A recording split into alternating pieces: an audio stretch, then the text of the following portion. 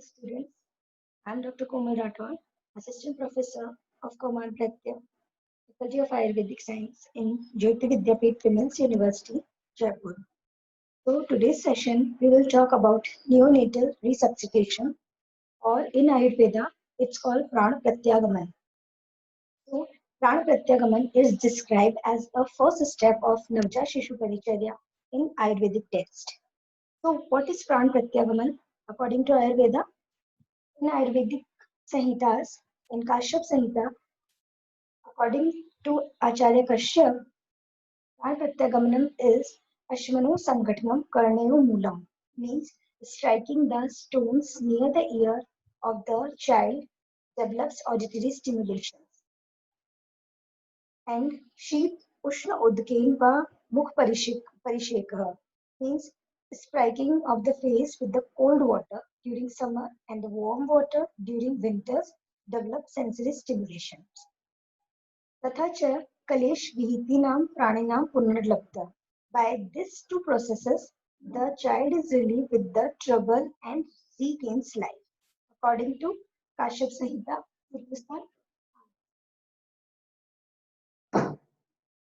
so in this we will talk about modern neonatal resuscitation. So what is neonatal resuscitation? We will discuss in this session assessment of fetus at birth, identification of baby requiring resuscitation, initial steps of resuscitation. And the further session in next PPT, we will discuss pulmonary resuscitation, vascular resuscitation, and termination of resuscitation. So in this session, we will talk what is neonatal resuscitation according to modern text. So first of all, definition, neonatal resuscitation is series of action used to assist newborn babies who have difficulty with making the physiological transition from the intrauterine to extrauterine life. Most newborns are vigorous at birth. Approximately 10% will require some assistance at birth to begin breathing, and less than 1% will require extensive resuscitation. So, resuscitation equipments. Generally, resuscitation bed, overhead warmer, servo controller, infrared heater, towel, stethoscope, pulse oximeter, airway management, suction device with suction catheter, bulb syringe, laryngoscope with blades, size 00 and 0, EDT and EtCO2 detector, breathing support, face mask, PPV device, oxygen gas, feeding tube, and circulatory support, UVC kit, IV kit, IO needle, and drug and fluids, adrenaline, and NS or blood. So assessment of the newborn at first. First of all, cord clamping. In the compressed newborn, the optimal timing of cord clamping will remain unknown. The more severely compromised the newborn, the more likely it is that resuscitation measures need to take priority over delay cord clamping. Initial assessment Apgar score. So assesses neonatal well-being and resuscitation in 1 minute or 5 minutes. So first 1 minute acidosis and survival, and for 5 minutes neurological outcomes. Each variable must be evaluated at 1 and 5 minutes. Here is Apgar score rating, respiration and crying, reflexes irritability, pulse and heart rate, skin color of body and extremities, and muscle tone. So here are sign color, call appearance, heart rate, pulses, reflex irritability, called grimace, muscle tone activity, and respiratory efforts. That's all 0, 1, 2. It's the score of Apgar score. Apgar score 8 to 10 minutes. Achieved by 90% of neonates. Nothing is required except nasal or oral suctioning, drying of the skin, maintenance of normal body temperature. Apgar score 5 to 7. Suffered mild asphyxia just before birth, respond to vigorous stimulation, oxygen blow, over the phase. Apgar score 3 to 4. These units are moderate, depressed at birth. They are usually cyanotic and have poor respiratory efforts, but they usually respond to BMV, breathe and become pink. Apgar score 0 and 2. These neonates severely asphyxiated and require immediate resuscitation. So, which babies need resuscitation? So here it is necessary to check which babies need resuscitation. So newborn rapidly assess for term gestations, crying or breathing, good muscle tone. If yes, all three questions, baby does not need resuscitation and should not be separated from mother.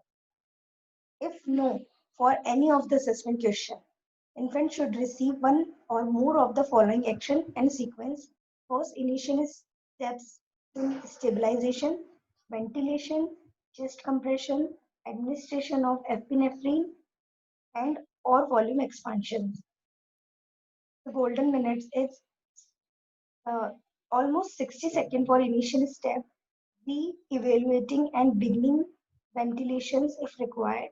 The decisions to progress beyond initial step is determined by simultaneously assessment of respiration, apnea, gasping or labored or unlabored breathing, heart rate, whether less than 100 per minute or greater than 100 per minute. Heart rate is assessed by intermediately auscultating the precordial pulse. When pulse detectable, umbilical pulse palpation provide rapid estimate and is more accurate than other sites. Pulse oximeters take 1 to 2 minutes to apply, may not function during state of very poor CO or perfusion. Provide continuous assessment without interruptions of other resuscitations measure. Once PPV or supplementary oxygen administration began, assessment consists of simultaneously evaluations of heart rate, respiration, and state of oxygenation. The most sensitive indicators are successful response of each step, increase in heart rate. So anticipation of resuscitation need. Anticipation, adequate preparation, accurate evaluation, and prompt initial to support are critical for successful neonatal resuscitation. At every delivery, at least one person required whose primary responsibility is newly born. This person must be capable in initiating resuscitation, include administration of PPV and chest compression. I will further tell you what is PPV. Someone else promptly available have the skill to perform the complete resuscitation, include endotracheal intubations, intubation and administration of medications. Majority of newborn who will need resuscitation can be identified before birth. If a preterm delivery less than 37 weeks is expected, severe preparation will be required. So, what is the problem with preterm babies? Preterm babies is immature lung, difficulty to ventilate, and also more vulnerable to injury by PPV, immature blood vessels in the brain that are prone to hemorrhages, thin skin, large BSA, rapid heat loss, increased susceptibility to infections, and increased risk of hypovolemic shock related to small blood volume. So that's all for which neonates who needs resuscitation. In further session, we will talk how to resuscitate newborn and what is the more procedure and what is the steps over there. So we will talk in about in further session. So it's all about that session. Hope this will informative you. Thank you. Thank you so much.